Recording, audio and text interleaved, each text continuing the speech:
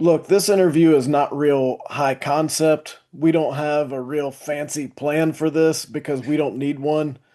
This is Theo Pinson talking about Carolina Duke. The end. Theo, thanks for being with us. I appreciate you having me. So tell us about your Saturday. Oh man, started early. I pretty much streamed the whole thing on my show to the Baja all day, started at like 9 o'clock a.m. I was streaming all day, went to game day, had a good time there. Shot in the back, practice gym with Ray. Ray still can shoot. Uh, he get that hip right, he gonna really be able to shoot. Uh, Went to Franklin Street, ate at Sutton's, and we about kept about 100, 250 people all day at the beginning of the stream. Then we took a cat nap, got back up, and from there we kept like 400 people throughout the stream, and we ended the stream with Coach Williams. So it was like the whole day felt perfect. And if you go to my very beginning of the stream, I said this just feels like a great day. It was Carolina blue skies, and it was beautiful. All right, Theo, give us your angle, your reaction, how you remember it of Seth's shot at the end of the game. That's part one. I have part two, but let's just start with part one of give us what you remember. Man, I remember just there and I'm weird. Like so I like put myself in these situations. So like as Derek is coming off the screen, once he gets to switch, I love how patient he was. Because he understood that he had to match up, broke him down. And I'm thinking, I see Seth immediately. Because you know my senior year at Kenny, Cam, Joel, and Luke. So like I immediately like, bro, corner is butt naked. Like there's no one there. And I said, if he gets there, it's good. And when he threw it, I was like, please, Lord, go in. And I'm like grabbing Justin. I'm like, go in. My feet are on the chairs. And if you see the picture, I'm like higher than Justin because I'm just jumping on the chair. I hope I didn't step on my mama. But but once it went in, I was like, oh my God. I blacked out. I blacked out from there. And it was a unbelievable experience and so glad I was there. Full disclaimer, I did not touch any Duke player. Okay. Let's go and get that out there. It was a joke. I did not touch any Duke player. If you look at the film, I wasn't near one. So I'm good. I was not worried about what they were talking about, but they were very angry. Theo, my part two of this question is how exactly did you end up like everywhere? Like every shot of the players celebrating, a fan celebrating, it's like where's Waldo? It's like there. Oh, look, there's Theo in the back. How did you end up everywhere? You don't know how many texts and pictures I got of myself. Just like, oh, there's Theo. Up, like people just taking pictures of me on TV. Like, how did you get there? And I was just like, I could not tell you. Me and my mom went to breakfast this morning. She was like, Theo, like, next thing I look, you were gone. And I just was on the court. I, and like, I was still in like player mode to a sense because I was looking at the clock and I was like, please, Lord, be a zero while I'm on this court. And and I said, forget it. That was insane. Absolutely insane ending. Great call by you, Jones. Oh, well, great moment. Great moment. You were also in the locker room. Did Yeah. you have any hesitancy about Oh should no. I go in here and dance with Hubert Davis or should I not? That might after the fact, I was like, I hope I didn't steal any moment there. But then I didn't really give a damn because I couldn't focus, bro. I was so happy. I was so happy for the guys. Just like, did y'all feel the Smith Center yesterday? Oh yeah, all day. Oh my goodness. When that shot went in, everything left my body. I wasn't even Theo no more. I was just like, I was the Smith Center and one. The Smith Center was me. So it was an unbelievable feeling. I was dancing with Coach Davis and the players. Saw Seth. I was with Seth in the tunnel. I, I I went back to check on my mom, and then I end up in the locker room. I'm like, where? I don't know what I'm doing. I'm just everywhere. I went back to check on my mama. She wasn't in the locker room, so I Yep. looked elsewhere. Um, Yes. that scene in the tunnel, Why does Carolina basketball have scenes like that nobody else does? You can't replicate that. And that was the biggest thing I've said from the get go. I think that's the biggest thing.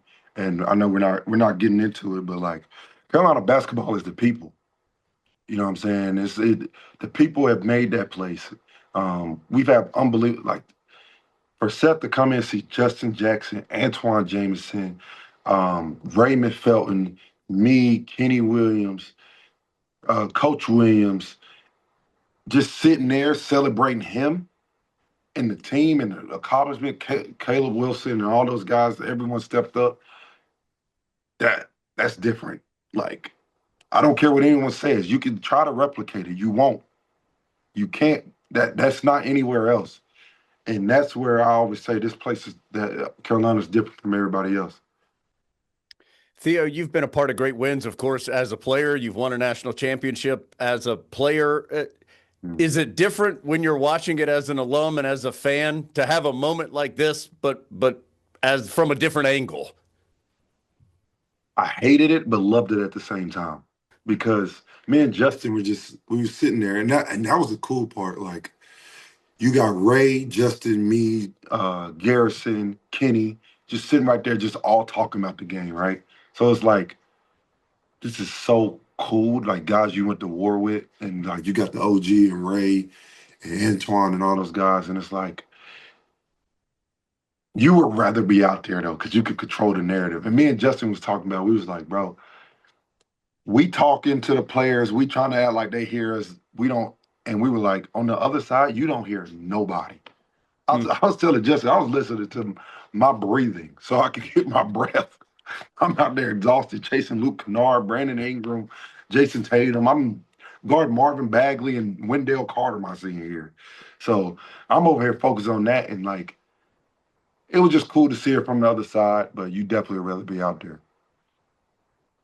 How often, this is kind of a weird question, but like how often in your daily life is Carolina basketball something that's having an impact in some way? Every day, every day.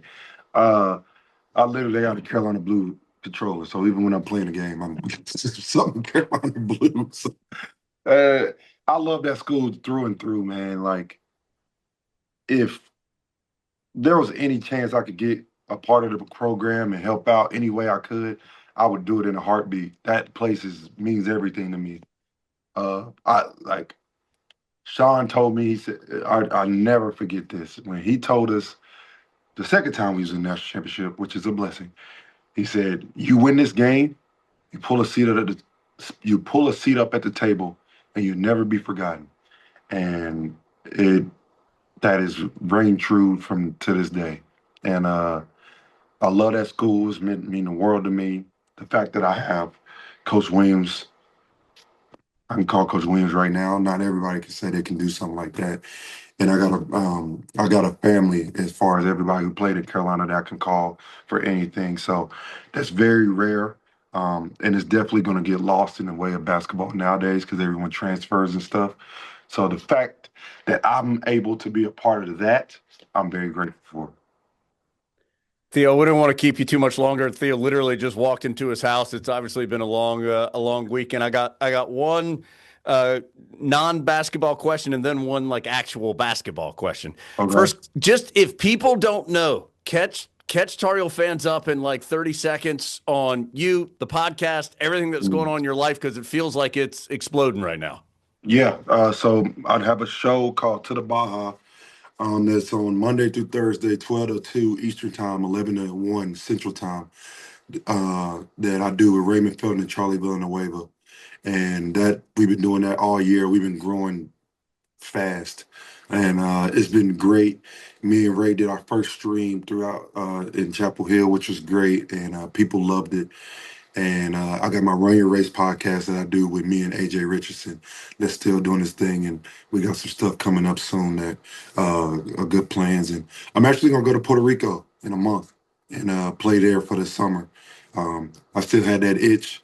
I still can get buckets, so I might as well see if I can go do it somewhere else. And I'm on the beach every day, so you can't beat that either. And then let me ask you one basketball question. Adam and I Mm, have talked about this a little bit. Like this was an emotional win, right? Like yeah, this was one that can drain the tank. mm, On Monday, Carolina's on a plane going to Miami to play a very good team down in Coral Gables on Tuesday mm. night. Like how hard is that from the player perspective to reboot the battery that quickly? It is very difficult. I'm not. I, I love having my platform because I could talk to a player's perspective. People say I'm soft or like I give them excuses, but it's human. We're like it's human emotions, human life. Like those guys just won up a buzzer beater against Duke in the Smith Center. So you really have to rally around each other. You have to understand what you're going up against. Miami is this is their biggest game of the season. SMU's played like crap since we played them. So, and look what they did to us. You know what I'm saying? So, um, you really got to rally around each other, and now we can see what we're made of. We're going to see how mature we are. If we could take that next step of being a very elite level team, and I think we can. We got the talent, and I feel like this is a confidence boost for those guys. Understanding, like, look, we're good enough to beat the best of the best, and we've shown that. We beat Kansas, we beat Kentucky, at Kentucky, we beat Duke. So I'm excited for the challenge for those guys, and I think they'll come to play. And we got the number one pick in the draft, Caleb Wilson. So I think we'll be all right. What would Coach Theo tell those guys to do? Like, how long would you tell them to enjoy it? And then when do you flip the page and how do you flip the page? I Coach Theo, me personally, I will show them again today. Show them what they did. Show them all the good things. Like, look, I was showing from when they were down 12, everyone probably counting them out, not one thinking it was over, and how they battled through it, made big plays, understood. You can play at this level. You don't gotta wait. Like you can play at this level the whole game. You've told yourself at this point you're capable of doing it. So now we're going on a roll, and we're going to be in a hostile environment in Miami, who's playing well. Let's continue to show the country who we are, and that Carolina basketball is here to stay. And that's what I would do, and just continue to build off this confidence. Those kids, Derek Dixon, he grew up a notch last night. Caleb Wilson is bona fide superstar. You got Henry, second half double double. I mean, the list goes on of guys that just stepped up and just little plays here and there. And Seth Trimble, just come on, bro. Like keep carrying this young fella, and I'm proud of him, bro. To stay here 4 years and when he easily could have left, and to have a shot like that, he's forever cemented in Carolina lore for sure.